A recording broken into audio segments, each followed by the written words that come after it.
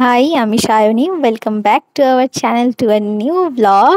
দুর্গাপুজো তো অনেক দিন চলে গেছে, কিন্তু দুর্গাপুজোর ব্লগগুলো তো আমি এখনো পোস্ট করিনি। তো দুর্গাপুজোর এই ব্লগগুলোর মধ্যে দিয়ে দুর্গাপুজোকে আরেকবার ফিরে দেখা যাক। এইটা হচ্ছে সপ্তমীর দিন।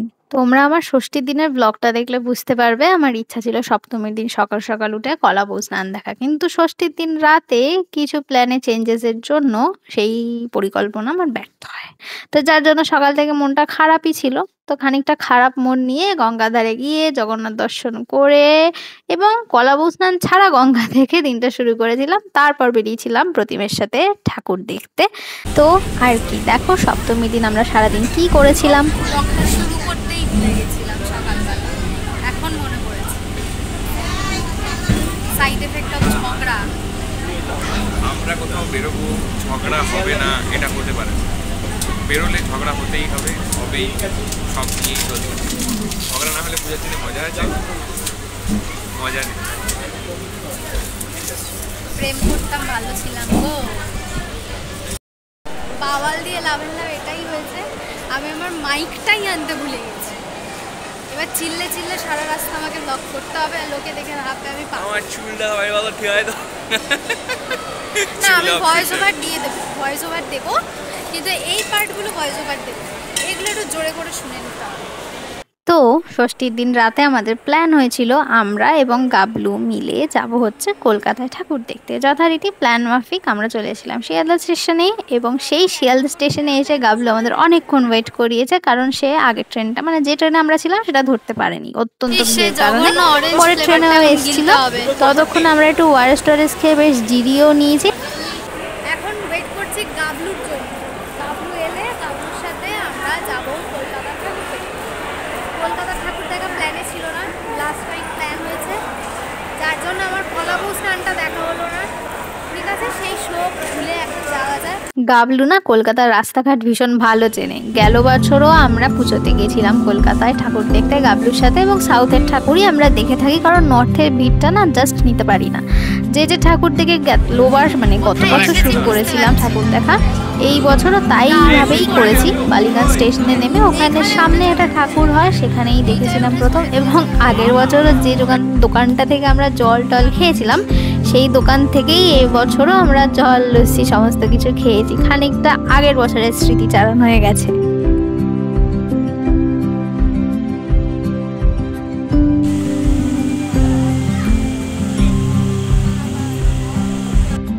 সবে সাউথের ঠাকুর দেখতে এসেছি, মানে সবে প্রথম ঠাকুরটা দেখলাম, ঠিক আছে। তো এই হচ্ছে আমার সাথে আমার পার্টনার ইন ক্রাইম।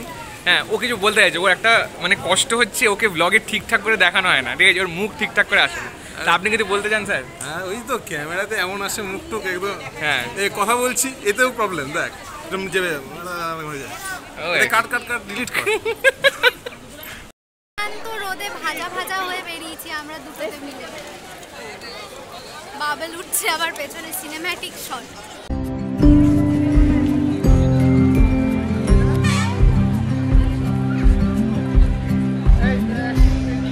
আমরা না লিটারেলি একদম টাক ফাটা রোদে বেরিয়েছিলাম ভর দুপুর বেলা বলতে গেলে। কেন জানো? শুধুমাত্র এই ভিড় যাতে না হয় সেই ভয়ে। তবে ভিড় কিন্তু বেশ ভালোই ছিল। দুপুর রোদ কিছুই কেউ মানেনি, সবাই ঠাকুর দেখতে বেরিয়েছিল। আর এবারে না এখানে থিম করেছিল বিষ্ণুর বিভিন্ন ধরনের অবতার, সমস্ত কিছু নিয়েই কিছু একটা থিম ছিল। থিমের নাম প্রপার আমি জানি না, তবে অনেক বিষ্ণুদেবের ছবি ছিল, এইটুকু তো আমি দেখতে পেয়েছি। ছবি বলতে মূর্তি আর কি।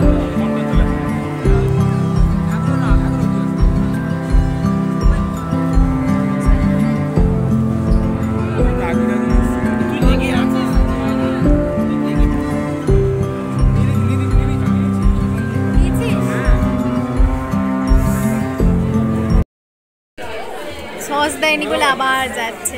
একেই এত দেরি করে ডেলিভারি করলো। প্রতিম, আমরা কি করতে গেছিলাম? বাজার, কলকাতায় বাজার না, স্টাইল বাজার। Sorry, whatever. জমা কিন্তু কিনি না এখান থেকে। কালেকশনগুলো ভীষণ ভালো, আসতে পারো, কিন্তু আমরা এসলাম অন্য কারণে। একডালিয়া এভারগ্রিন থেকে বেরিয়ে খেয়ে দিয়ে আবার ঠাকুর দেখা শুরু করে দিয়েছিলাম। আর এই ভিড় দেখে কেউ বলবে এটা তখনও সন্ধে নামেনি। গেল বছরে এই সময়তেই এসেছিলাম, কিন্তু ব্লগ করতাম না, যার জন্য তোলা হয়নি, কিন্তু এখন তোলার উপায় আছে। সিংহি পার্কের থিমটাও প্রপারভাবে কোথাও লেখা ছিল না, যার জন্য বুঝতে পারিনি। তবে হ্যাঁ, যা যা দেখেছিলাম তার থেকে যেটুকু ধারণা হয়েছে যে হয়তো সার্কাস নিয়েই কোনো থিম ছিল, এবং লাইটিংগুলো এরকম লাগছিল দিনের আলোতে, তবে রাত্রির হলে আরও বেশি উজ্জ্বল লাগতো। তবে রাতের জন্য আর অপেক্ষা করার কোনো স্কোপই নেই, ভিড় দেখে বুঝতে পারছো রাত্রিবেলায় এলে কী হতো। অবশ্য এইবার সাউথের ঠাকুর দেখতে বেশ নাজেহালি আমরা হয়েছি। আর এইখানে অনেকগুলো লাইটিং ছিল, আর এখানে কি ফ্যানটা কেন চলছিল শুধু শুধু আমি তো বুঝতে পারিনি। আর এই বছর সাউথের ঠাকুর দেখতে নাজেহাল কেন হয়েছি জানো? কারণ প্রতিটা রাস্তা এত ঘুরিয়ে দিয়েছে, মানে রাস্তার এপার ওপার পুজো, সেইটাকে দেখতে গেলে প্রায় 3 কিলোমিটার তো তোমাকে হাঁটতেই হবে ঘুরে ফিরে। এই জন্য বীতশ্রদ্ধ হয়ে এবার বেশি ঠাকুর দেখতেও পারিনি, কারণ এত টায়ার্ড হয়ে পড়েছিলাম। কয়েকটা ওই 4-5টা ঠাকুর দেখেই আমরা চলে এসেছিলাম। ঠাকুর যা যা দেখেছি সবটাই তোমাদের সাথে শেয়ার করেছি, উইথ কোথায় কোথায় দেখেছি, মানে নাম স্ক্রিনে সব দেখো মেনশন করা আছে।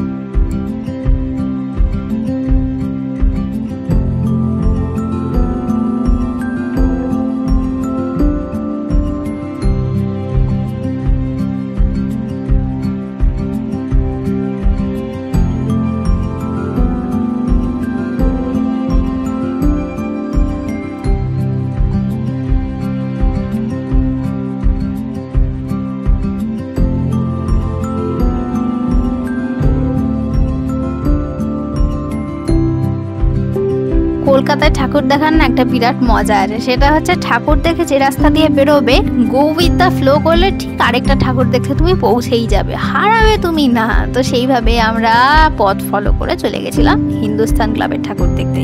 আর এই যে লাইটিংটা আমি বহুবার বহু লোকের রিলসে দেখেছি যে সবাই এটা আপলোড করে পুজোর আগাগ দিয়ে ওই শুভারম্ভ গানটার সাথে, কিন্তু আমি কোনোদিন জানতাম না যে এইটা এইখানেই অবস্থিত। মানে গেল বছরও দেখেছিলাম কিন্তু আমি শিওর ছিলাম না, তাই এবছর দেখে আমিও একটা ছোটখাটো রিলস বানিয়েছি বটে, তোমরা সেটা কিন্তু দেখে নিও।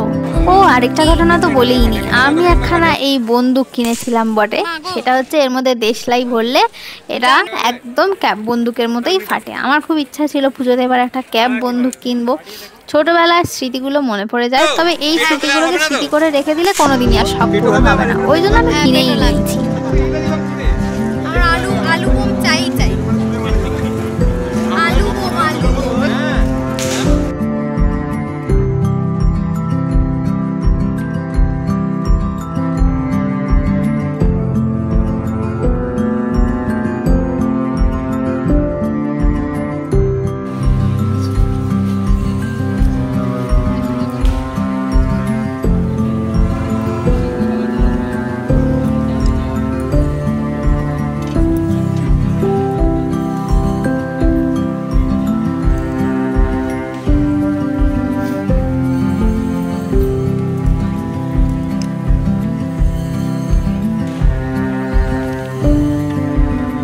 এবছর কিন্তু বৃষ্টির ভারী সতর্কতা ছিল সারা পুজোতে, কিন্তু ওই মা দুর্গা প্রত্যেক বছর ঠাকুর দেখার সুযোগ করে দেয়, এই বছরও তাই দিয়েছেন। তবে আমরা যখন হিন্দুস্তান ক্লাব থেকে বালিগঞ্জ কালচারালে গেছি ঠাকুর দেখতে, তখন কিন্তু আমরা দেখেছি আকাশে বেশ ভালোই মেঘ আছে। তবে এগুলো কিন্তু আকাশের মেঘ নয়, এইগুলো দোকানে এলইডি স্ক্রিন ছিল, এইগুলো চলছিল। বালিগঞ্জ কালচারালের ঠাকুরটা খুব ভালো লেগেছে আমার, কারণ এক ছিল ছাতিম গাছ, তার সাথে এরকম একটা আগেকার দিনের বাড়ির মডেলে তৈরি হয়েছে, তো আমার এটা ভীষণই ভালো লেগেছে। আর এটার থিম ছিল হচ্ছে প্রথা, মানে থিমের নাম ছিল প্রথা। আর সত্যি এই প্যান্ডেলটা অসাধারণ হয়েছে, সঙ্গে দুর্গা মূর্তিও, তোমরা দেখলেই বুঝতে পারবে।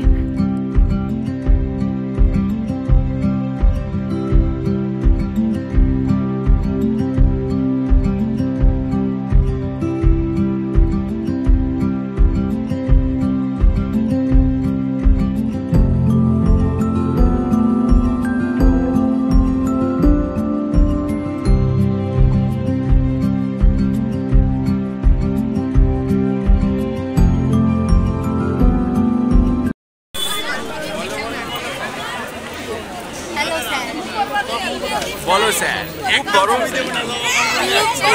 কিন্তু মজা হচ্ছে, মজা হচ্ছে, খুব গরম স্যার। তিনি সকালে আসতে চাইছিলেন না, এখন ভালো লাগছে। আমি আবার ভালো লাগছিল, এখন ভালো লাগছিল। কি ব্লগে? হ্যাঁ ব্লগে। আচ্ছা, ভালো লাগছে না দেখতে? বালিগঞ্জ কালচারাল দেখে আমরা চলে গেছিলাম হচ্ছে সমাজসেবী সংঘের ঠাকুরটা দেখতে, কিন্তু সেখানে এই যে দড়ির ডিজাইনটা করেছে এইটা না ভীষণ রিস্কি লেগেছে আমার, কারণ এই দড়িগুলো একটার সাথে অপরটা জড়িয়ে যাচ্ছিল, আর এইখানে যদি কেউ একবার ফেসে যায় তার যথেষ্ট পরিমাণে গলায় বা যে কোনো জায়গাতেই ফাঁস লাগতে পারে যাকে। আর দেখেছো আকাশ কেমন মেঘলা, তার সাথেই ছাতিম গাছও ছিল ওইখানে, বেশ একটা সুন্দর কম্বিনেশন সৃষ্টি হয়েছিল। তবে মেঘলা আকাশ দেখে প্রাণে ভয়ও ছিল যে হঠাৎ বৃষ্টি না নামে, কিন্তু বৃষ্টি কিন্তু সারা পুজোতে হয়নি। হ্যাঁ, দশমীর দিন সকাল থেকে, নবমীর দিন রাত থেকে অ্যাকচুয়ালি শুরু হয়েছিল। যাকগে, অন্য টপিকে না গিয়ে তোমাদের আসল কথাটা বলি, সেটা হচ্ছে এই যে সমাজসেবী সংঘের যে এবারের থিম ছিল খানিকটা ওই পুরোনো দিনের গাড়ি, ট্যাক্সি, এই সমস্ত নিয়েই ছিল। প্রপার নাম আমি জানি না তাই বলতে পারলাম না, তবে প্যান্ডেলটা এটাও বেশ সুন্দর হয়েছিল। আর এইখানেও মায়ের মূর্তি ভীষণ স্নিগ্ধ হয়েছিল।